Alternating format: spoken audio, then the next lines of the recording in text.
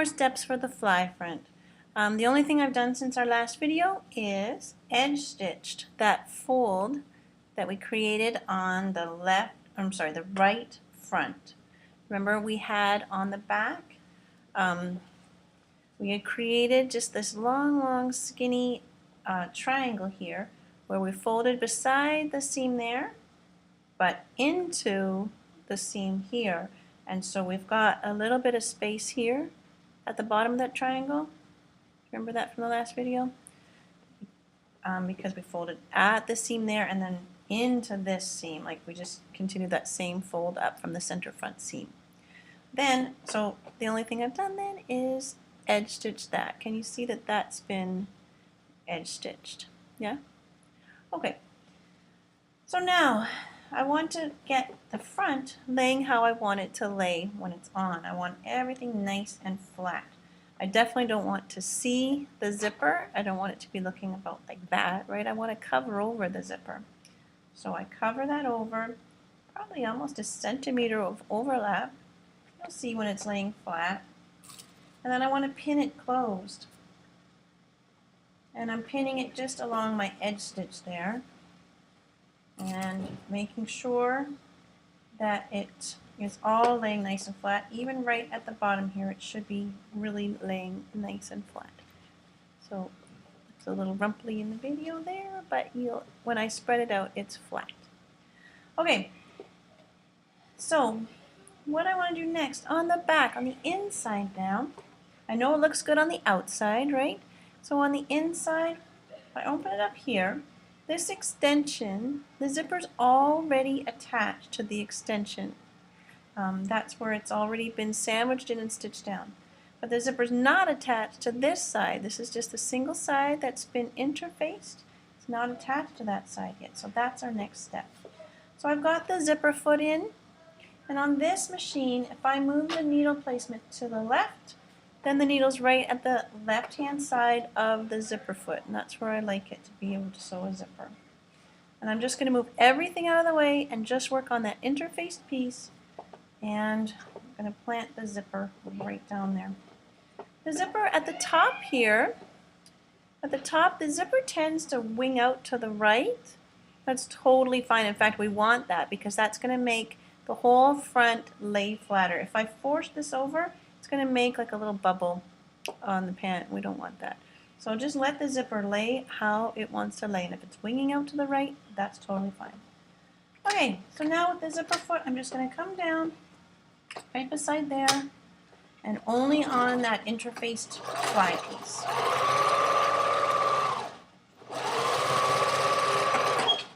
And notice I'm still not cutting the zipper. I'm going to do that. That'll be my very last step for the zipper. Okay. Now on the front, we still have it laying all nice. And we want to now do that top stitch that you've seen on every pair of fly front pants. It comes down about an inch away and then curves in. That's the top stitch we're going to do. Now when you've sewn enough fly fronts, you'll just be able to eyeball it. You'll know exactly where you want to be and how far down you have to go and how to do that curve in.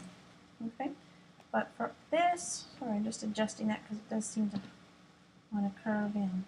Okay, I'm going to leave those pins in for now, and I'm going to take, just to make it a bit easier, this is the first fly I've ever done, I'm going to use one of these see-through rulers. They're 2 inches wide and it's got the inch line right down the middle. If I lay this line right along my seam edge there, it's going to give me a good guide. Now I don't really love using chalk on a dark colored pant because sometimes it's hard to get it off completely, so I'm going to be very light with it and just do a little dotted line. Okay, so there's the line about 1 inch away.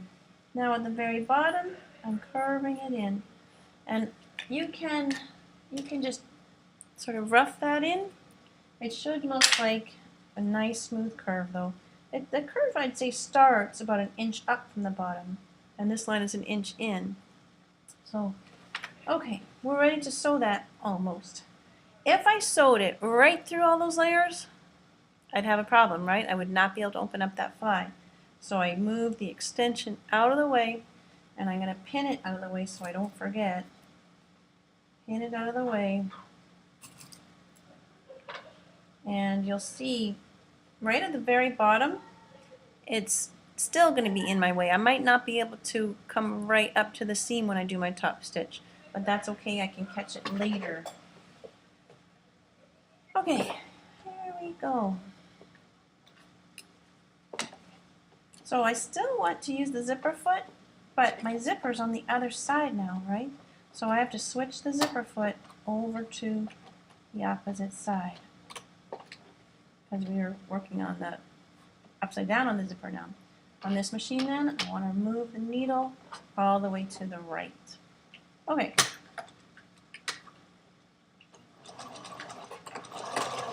So I'm just going from dot to dot, making sure this is all laying nice and flat.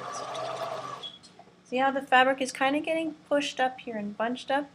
You just want to make sure, sometimes if you lift up, ease some of it up.